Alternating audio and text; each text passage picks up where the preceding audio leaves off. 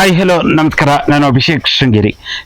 ಇವತ್ತಿನ ಈ ಒಂದು ವಿಶೇಷ ಸಂದರ್ಶನದಲ್ಲಿ ಈಗ ಇತ್ತೀಚೆಗೆ ನಾವು ನೋಡ್ತಾ ಇರುವುದು ಅಡಿಕೆಗೆ ಬಂದಿರುವಂತಹ ರೋಗಗಳು, ಹಳದಿ ರೋಗ ಆಗಿರಬಹುದು, ಎಲೆಚುಕ್ಕೆ ರೋಗದಿಂದಾಗಿ ರೈತರು ವಿಪರೀತವಾಗಿ ತೊಂದರೆಗೆ ಸಿಕ್ಕಾಕೊಂಡಿರುವಂತದ್ದು. ಈ ಹಿನ್ನೆಲೆಯಲ್ಲಿ ಹಲವಾರು ಕಂಪನಿಗಳು ವಿವಿಧ ರೀತಿಯ ಔಷಧಿಗಳನ್ನ ತಯಾರು ಮಾಡ್ತಾ ಇದ್ದಾವೆ, ಪ್ರಯೋಗಗಳನ್ನ ಕೂಡ ಮಾಡ್ತಾ ಇರುವಂತದ್ದು. ಹಾಗೆ ಹೈಟೆಕ್ ದೋಟಿ ಸಂಸ್ಥೆಯವರು ಕೂಡ ಬಯೋಶಮನ ಅನ್ನುವ ಒಂದು ಔಷಧಿಯನ್ನ ಈ ಒಂದು ಗಿಡಗಳಿಗೆ, ಈಗ ಅಡಿಕೆ ಗಿಡಗಳಿಗೋಸ್ಕರ ಮಾಡಿರುವಂತದ್ದು. ಅಂದ್ರೆ ಈ ಬಯೋಶಮನದಿಂದಾಗಿ ಏನಾದ್ರು ಪ್ರಯೋಜನ ಆಗಿದ್ಯಾ ಅಥವಾ ರಿಸಲ್ಟ್ ಏನಾದ್ರು ಬಂದಿದ್ಯಾ, ಇದರಿಂದ ರೈತರಿಗೆ ಅನುಕೂಲ ಆಗತ್ತಾ, ಇದರಿಂದ ಏನ್ ರಿಸಲ್ಟ್ ಏನ್ ಬರ್ತಾ ಇದೆ ಅನ್ನೋದ್ರ ಕುರಿತಾಗಿ ಬಯೋಶಮನವನ್ನ ಬಳಸಿರುವಂತಹ ರೈತರು ನಮ್ಮ ಜೊತೆ ಇದ್ದಾರೆ. ಶ್ರೀಯುತ ರಾಮಸ್ವಾಮಿ ಶೆಟ್ಟಿಗದವರು ಇದ್ದಾರೆ. ರಾಮಸ್ವಾಮಿ, ಕಾರ್ಯಕ್ರಮಕ್ಕೆ ಆತ್ಮೀಯ ಸ್ವಾಗತ. ಸರ್, ಈಗ ಹಳದಿ ಎಲೆಚುಕ್ಕೆ ರೋಗ ಆಗಿರ್ಬೋದು, ಏನು ರೋಗಗಳು ವಿಪರೀತವಾಗಿ ರೈತರಿಗೆ ಕಾಡ್ತಿರೋದು. ಎಲ್ಲರಿಗೂ, ನೀವು ಕೂಡ ಹಳದಿ ಆಗಿರ್ಬೋದು, ಎಲೆಚುಕ್ಕೆ ರೋಗದಿಂದ ನಿಮ್ಮ ತೋಟಗಳಿಗೂ ಕೂಡ ಸಮಸ್ಯೆಗಳಾಗಿತ್ತು. ಅಂದ್ರೆ ನೀವು ಈ ಒಂದು ಬಯೋಶಮನ ಬಳಸಿರುವುದು ಏನಾದ್ರೂ ಬೆನಿಫಿಟ್ ಆಗಿದ್ಯಾ? ಸ್ವಲ್ಪ ಮಟ್ಟಿಗೆ ಆಗಿದೆ. ಓಕೆ, 100ಕ್ಕೆ 100 ಅಂತ ಹೇಳಲಿಕ್ಕಾಗಲ್ಲ. ಏನಂದ್ರೆ ಅವ್ರದ್ದು ಬಯೋಶಮನ ಹಳದಿ ಎಲೆ ರೋಗಕ್ಕೆ ಮತ್ತು ಎಲೆ ಚುಕ್ಕೆ ರೋಗಕ್ಕೆ ಅಂತ ಹೇಳ್ತಾರೆ. ಹಳದಿ ಎಲೆ ರೋಗಕ್ಕೆ ನನಗೇನು ಅದು ರಿಸಲ್ಟ್ ಅಷ್ಟು ಕಂಡಿಲ್ಲ. ಎಲೆ ಚುಕ್ಕೆ ರೋಗಕ್ಕೆ ಸ್ವಲ್ಪ ಪರವಾಗಿಲ್ಲ ಅನ್ಸುತ್ತೆ. ನಾನು 2 ರೌಂಡ್ ಬಯೋಶಮನ ಹೊಡೆದಿದ್ದೆ. ಕಳೆದ ಮೇನಲ್ಲಿ ಹೊಡೆದಿದ್ದೆ,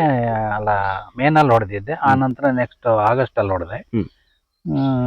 ಈಗ ಮತ್ತೆ ಅವ್ರದ್ದು ಇನ್ನೊಂದು, ಅದು ಅವರು ಫೋಟೋ ಕಳಿಸ್ಲಿಕ್ಕೆ ಕೇಳಿದ್ರು. ಫೋಟೋ ಕಳಿಸಿ ನೋಡಿದಾಗ ಅದು ಕೀಟನಾಶಕ ಹೊಡಿಬೇಕು ಅಂತ ಹೇಳಿದ್ರು. ಅವ್ರದ್ದೇ ಬೀಟಲ್ ಸೀಲ್ಡ್ ಅಂತ, ಬೀಟಲ್ ಬಯೋ ಸೀಲ್ಡ್ ಅಂತ ಅದನ್ನ ಕೊಟ್ಟಿದ್ರು. ಅದೀಗ ಮೊನ್ನೆ ಸ್ಪ್ರೇ ಮಾಡಿಸಿದೀನಿ.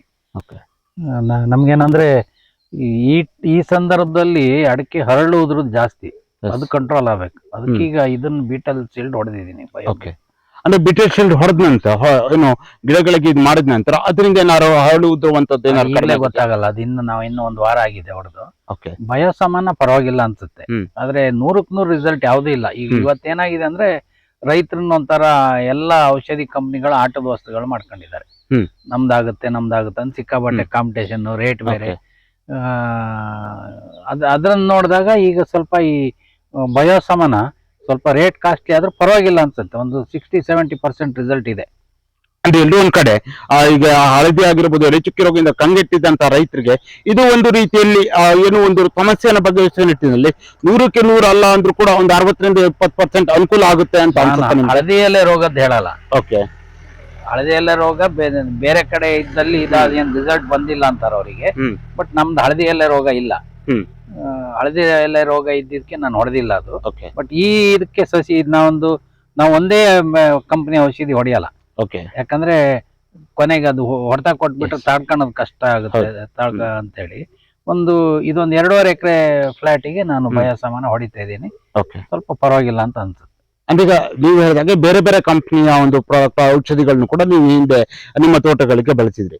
ಬೇರೆ ಕಂಪ್ನಿಯ ಔಷಧಿಗಳಿಗೂ ಈ ಬಯೋಶಮನಕ್ಕೂ ಏನ್ ಡಿಫ್ರೆನ್ಸ್ ಏನ್ ಕಾಣ್ತಾರೆ? ಅಲ್ಲ, ಡಿಫ್ರೆನ್ಸ್ ಅಂದ್ರೆ ಬೇರೆ ಬೇರೆ ಕಂಪ್ನಿ ಔಷಧಿಗಳನ್ನ ನಾವು ಮೊದ್ಲು ಯಾವ್ದಕ್ಕೂ ಬಳಸಿರ್ಲಿಲ್ಲ. ಈಗ ಸೈಮಲ್ಟೇನಿಯಸ್ಲಿ ಬಳಸ್ತಾ ಇದೀವಿ ಈ ಸರಿಯಿಂದ. ಆದ್ರೆ ನಮ್ಗೆ ಇದ್ರದ್ದು ಬೇರೆ ಕಂಪ್ನಿ ನಾನು ಈಗಲೇ ಹೇಳಲ್ಲ, ಅದ್ರದ್ದು ರಿಸಲ್ಟ್ ಹೇಗಿದೆ ಏನೋ ಅಂತ ಹೇಳಿ ಟ್ರಯಲ್ ನೋಡ್ತಾ ಇದೀವಿ.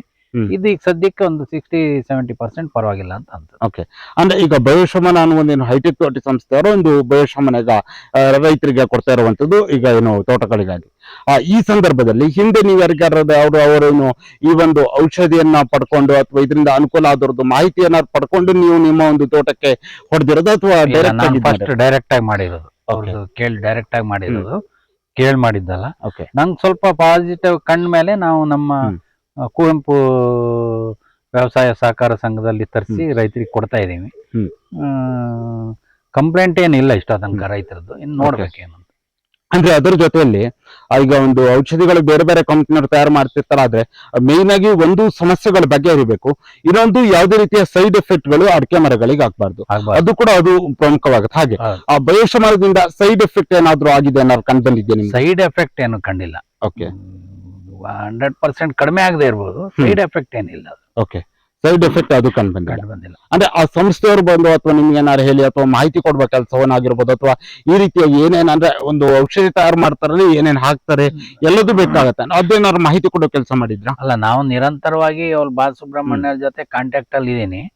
ಒಂದಷ್ಟು ಫೋಟೋಗಳನ್ನ ಕಳಿಸಿ ಏನಾದ್ರು ವ್ಯತ್ಯಾಸಗಳಿದ್ರೆ ಬೇರೆ ಇದಾಗ್ಬೇಕಾದ್ರೆ, ಈಗ ಡ್ರೆಂಚಿಂಗ್ ಬೇರೆ ಮೆಡಿಸಿನ್ ಕೊಟ್ಟಿದ್ದಾರೆ ಅವರು. ಈ ಸರಿ ಡ್ರಂಚಿಂಗು ಮಾಡಿದೀನಿ ನಾನು, Okay. ರೂಟ್ ಡೆವಲಪ್ಮೆಂಟ್ಗೆ ಇದಕ್ಕೆಲ್ಲ. ಅದಿನ್ನು ರಿಸಲ್ಟ್ ನೋಡ್ಬೇಕು ಅದಿನ್ನು.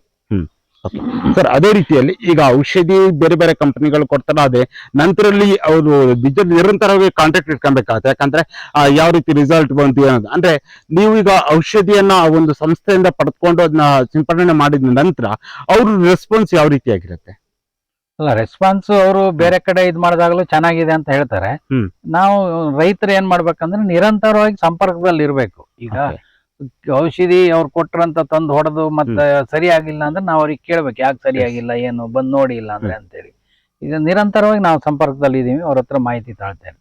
ಓಕೆ, ಅಂದ್ರೆ ಅವ್ರಿಗೆ ನಿಮ್ಗೆ ಜೊತೆ ನಿರಂತರ ಈಗ ನೀವು ಔಷಧಿಯನ್ನು ಹೊಡೆದ ನಂತರ ಇದು ರಿಸಲ್ಟ್ ಯಾವ ರೀತಿ ಬಂತಾಗಿರ್ಬೋದು ಅಥವಾ ಇದರಿಂದ ಅನುಕೂಲ ಆಯ್ತು ಅನ್ನುವ ಕೇಳುವ ಕೆಲಸವನ್ನು ಅವ್ರ ಕಡೆ ಏನಾದ್ರು ಮಾಡ್ತಾ ಇದ್ದಾರೆ? ಮಾಡ್ತಾರೆ. ಓಕೆ, ಅಂದ್ರೆ ಯಾವ ರೀತಿಯಾಗಿ ಇದ್ ಮಾಡ್ತಾರೆ ಅವರು? ಅಲ್ಲ, ಕೇಳ್ತಾರೆ. ಅಂದ್ರೆ ಹೀಗೆ ಹೊಡೆದಿದ್ರೆಲ್ಲ ಏನಾಯ್ತು ರಿಸಲ್ಟ್, ಫೋಟೋ ಕಳಿಸಿ ಅಂತ ಇರ್ತಾರೆ. ಫೋಟೋ ಕಳಿಸ್ತೀವಿ. ಮತ್ ಬೇರೆ ಏನಾದ್ರು ಸಮಸ್ಯೆ ಇದ್ರೆ ಅವ್ರು ಹೇಳ್ತಾರೆ.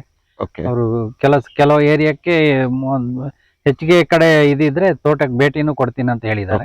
ಈಗ ನೆಕ್ಸ್ಟ್ ವೀಕ್ ನಮ್ ಕಡೆನೂ ಬರ್ತಾರೆ ಅವರು. ಓಕೆ, ಒಟ್ಟಿನಲ್ಲಿ ಹೇಳಿದ್ದಾರೆ ಬಯೋಶ್ರಮಣದಿಂದ ರಾಮಸ್ವಾಮಿ ಶೆಟ್ಟಿ ಗದ್ದೆಯವರ ತೋಟಕ್ಕೆ ಆಗಿರುವಂತ ಅನುಕೂಲ ಏನು? ನಾ ಹೇಳ್ದಲ್ಲ, ಒಂದು 60% 70% ಅನುಕೂಲ ಆಗಿದೆ. 100% ಆಗಿದೆ ಅಂತ ಹೇಳಲ್ಲ ನಾನು. ನೋಡ್ತಾ ಇದೀರಲ್ಲ ನೀವು ಫೋಟೋನ, ಪರವಾಗಿಲ್ಲ ಅಂತ. ಓಕೆ ಸರ್, ಅದೇ ರೀತಿಯಲ್ಲಿ ಈಗ ರೈತರು ಹಲವಾರು ರೀತಿಯ ಸಮಸ್ಯೆಗಳನ್ನು ಅನುಭವಿಸ್ತಿರೋದು ನಿಮಗೂ ಕೂಡ ಗೊತ್ತಿರುವಂತದ್ದೇ.